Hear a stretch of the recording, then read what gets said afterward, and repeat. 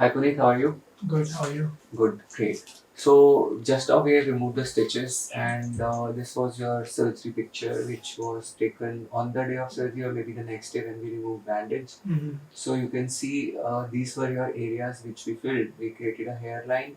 We did the temples on both the sides, and we did it by MHT. That is maximum harvest technique. So we took out grafts from the strip. We took out grafts by FUE. So FUE we had two options. We could have taken grafts from this area also. Now in your case, how many grafts did we do? You committed me 3,000, but you gave me more than 3,000. It's around 3,300 or 3,400. Your Because, strip gave yeah, us more. but your team did brilliantly. You and your team, they didn't stop till the time the last craft. They pulled it out from the strip. See, the thing is, when we do FUE, we know the number of punches we have done and we count the grafts. Yeah. But when we do FUT, it is like an estimate Sure. where we cannot exactly know the number. Mm-hmm. So we cut the strip by our experience. Yeah. So sometimes if it can be plus, sometimes it can be minus. So if it is plus, then obviously it is our job to complete it and we have to put these grafts in. But if it is less, then we have to take out the remaining by FUE, which we Okay. do. After completion of FUT, we take out and then we do the desired number. So that's the thing. Now, important thing is the strip gave us somewhere around 2,800 grafts, 2,800 Yeah. or something. And this area we took out 500. 500. And you can see what, this big area was used for 500 grafts. So if we had done say close to 3,300 grafts by FUE alone, Yeah. so can you imagine what would have happened to this donor area and up till which point we had to go? Yeah. You know, up till here, maybe here. Now these are thicker grafts. Okay, so whenever all FUE surgeon does a surgery, they try to extract from here because this is the place where you find maximum multigrafts. So these multigraphs obviously will give you more density. These are little thinner than that, but I don't want to touch this area too much and to go too up. And see, we take 1 out of 3. So that means if we are extracting a strip which gives us say around 2,800 grafts, so 1 out of 3 means almost 900 grafts we get from FUE. If we had done FUE from the strip area, Okay. you understand? 1 out of 3. 1 out of 3. Okay. 1:3 ratio. Yes. So Okay. 900 plus maybe some extraction from these sides, these sides, these sides. So it would not have been possible to take out 3,300 grafts by FUE alone. If we are doing it, then either we are doing, either we are extracting grafts from unsafe donor zone, or we are over extracting from here. And in both the situations, we are going to be in problem. So when we are targeting a big number, it has to be MHT, maximum harvest technique, combination of FUT and FUE. Okay, but the problem here is if the surgeon does not know how to do FUT, you are in soup. So that is the reason why one should always choose a complete clinic and a complete surgeon for a complete solution.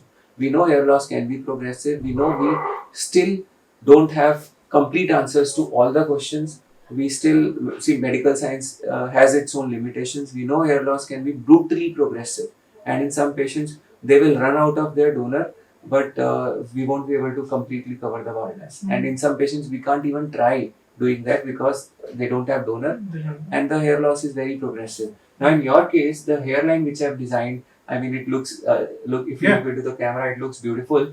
And it is flattish. Sure. So your age is 33, and I think we had a long discussion about this. No, and you insisted me. Going to come to that point. So we had 2 or 3 meetings prior to my surgery, and even I cancelled my surgery 1 or 2 times in between. So the reason being only because I was a bit afraid on the FUT part, on the strip part, and I discussed with you again and again. But guys, this is the only way, with which you can save a donor, with which you can have more grafts, and also you can have, better doctor or a better experienced doctor to do this stuff. This is not easy thing. And right now, I'm feeling very, very happy with the hairline that is showing on my head. So just now we have removed the stitches and we can see the hairline, which is like kind of quite beautiful. This area we filled the middle portion we filled, this area we filled, and the temples, both the sides. This side we had put a good number of grafts. This side also. This gives a nice shape to the patient's face. But the thing is, had he been 10 years younger, I would not have designed this hairline for him, because I would have planned more for future hair loss and more conservative hairline. So the hairline designing is very, very, very important part of hair transplantation journey. It's a journey. It is not the destination. You are not only doing it once. You may need to do it twice, thrice, or sometimes you may run short of donor, but not your your dreams. But you may run short of donor. You may run short of medications, because if you are exposed to a lot of medicines in one go, then maybe in that journey you might not be able to continue holding up your hair for a long time. So again, I'm telling, this surgery is being done for the patient, in the best of his interests. But if clinic or surgeons see their interest, and they put their interest in front of the patient's interest, then they will bombard and expose you with everything. I don't want to listen any lack of density or such concerns from my patient, because I don't have time for that. Okay, just do the job, don't do filling, just leave everything for the medicine. So I told you, like, now look at the crown. Now we have properly filled the crown, but you will see a lot of cases on internet where not even a single graft is put in the crown, but in post pictures you will see entire thing covered, fully covered. How is it happening? What is the magic? The magic is nothing but finasteride. So, and these guys are told, you take it for 6 months, you take it for 1 year, or you take it for maybe after some time we'll reduce it and stop it. Some people say, oh, take it till the baldness genes they get switched off. All that bluff. But once you expose yourself to the medicines, then there is very small chances that you come back. Now look at the donor, the most important part, and people are so much scared of FUT scar. Just now we have removed, and it looks beautifully covered. See how nicely it has come. And here are growing through the scar tissue. If you take a look at this, here are growing through the scar tissue. Now from this area we took out close to 2800 grafts, and there is no reduction in density above and below. From this area we did FUE, just 500 FUE from this area, and you see there is significant reduction. What would have happened had we taken out all these 3300 grafts by FUE alone? We would have used this portion. We would have been forced to use this portion, because there is no other option. So if you're a surgeon, why should you pay for the incompatibility of your surgeon? You should not pay. You should not pay. Your surgeon should learn the techniques rather than just outrightly rejecting. A very big team was working on your head. Yeah. So if we do FUE, just two people sit and they'll finish the entire thing, and that's what's happening. So I mean, this is wrong. You can see there is a significant thinning in these zones. There is thinning. So, and it may progress. Just maybe 1 or 2 years back, this portion would have been denser. And had he done a surgery 4000 graft or that much, they would have extracted grafts from this area also, and this is thin now. So this area can also get thinner. So in case he is stabilized on the treatments which we are giving, then it's okay. Otherwise, we have options to add medicines on. Okay, but not everyone is going to need all these medicines. Another doubt, the skin will become very tight, unable to move the head. Just 15 days, you can see, and you can see the elasticity is also wonderful. Next time, when we need more grafts, in case we do, we can easily take out a strip from this portion, including the scar of first surgery. And this surgery, FUT surgery, can be done even 2 to 3 times. Now, a guy who has already done FUE, you will find internet flooded with all this. A guy who has done FUE surgery, he goes for a repair transplant. He does another FUE surgery. And can you imagine what will happen to this area if I extract more further FUE from this portion where I have taken out the grafts?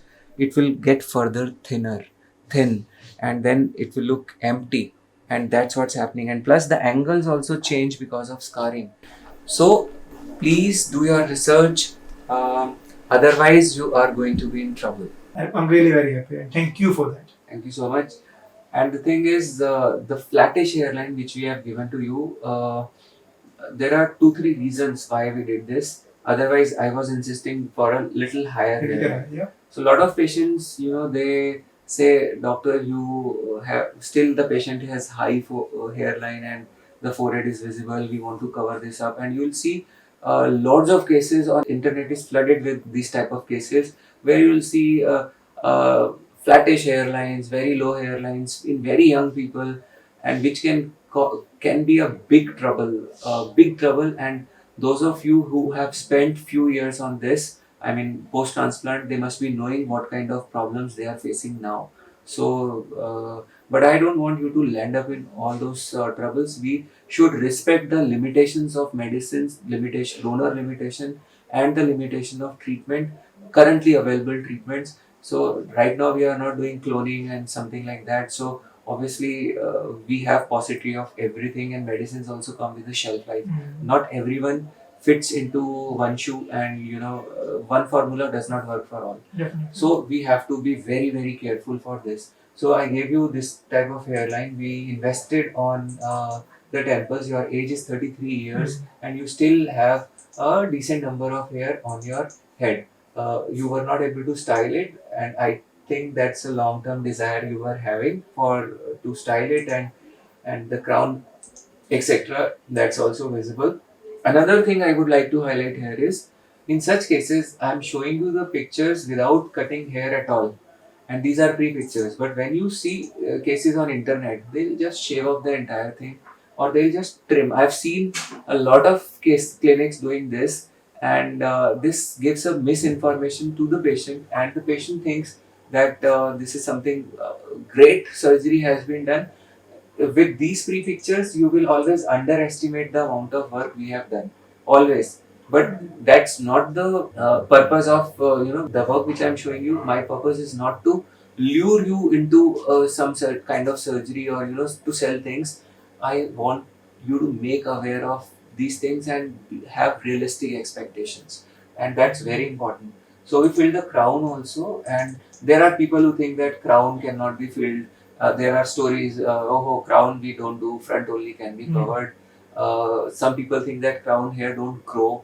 Again, that's false. If you don't see, we did actual 3,300 grafts, but people get fake 3,300, 4,000, 5,000 grafts from FUE, from only FUE, from this donor. You can very well understand how is it gonna work.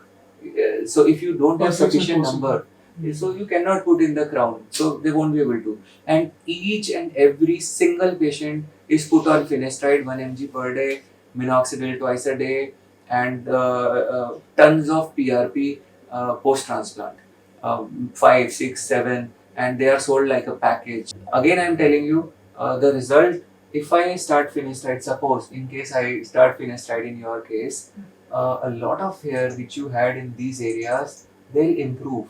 This portion will improve significantly. Very, very, thick hair you will get. Even if I do put just 200 or 300 grafts in this area, but if I give finasteride, this will look awesome. And that's what you guys are seeing. Secondly, if we look at the transitional areas over here, these portions, these areas will also improve and thick. They get thicker when we put the patient on finasteride. And thirdly, the miniaturized hair which you have in this area, they will also improve, and they will give a softer look to your hairline and improve the aesthetics of hairline. So these three things, plus the hair also get little thicker. But shall we give this medicine to all the patients at the same dosage, 1 mg?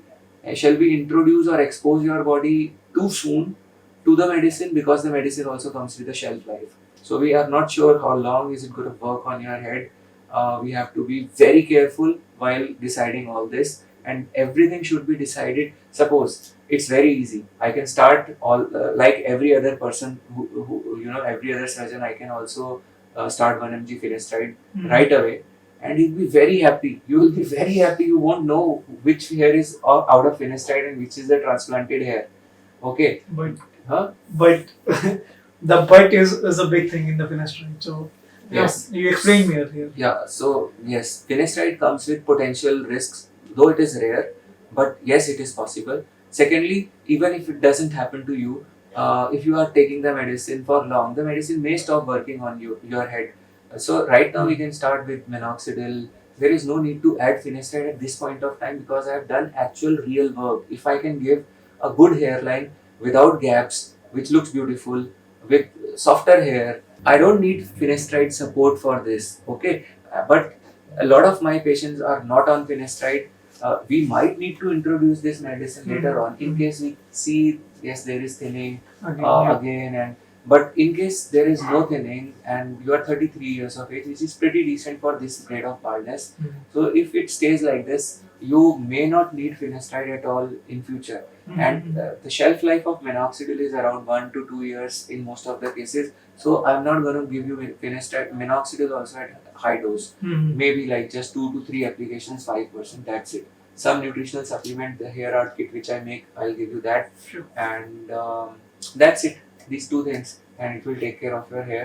We are not doing PRP again and again like every month or that stuff. We'll be meeting again like after say 7 8 months. Probably that would be the time when we do PRP session. Okay, and I'm really amazed. The hairline and everything looks awesome, great. And anything you would like to say? No, I just request you all just do your study. Go into the YouTube, or you can see a number of videos from the Satya, and just choose the best one. We are not saying you to come here, but we are saying you to choose the best one, because this work, you cannot go to any clinic, or you can ask anyone to touch your hairs, because hair is the most sensitive thing. I know it shake my confidence. I'm not able to work in the office with a proper confidence. I didn't able to sit in front of my friends, colleagues. But just choose the best one. Here he is. He is for you. Come meet him.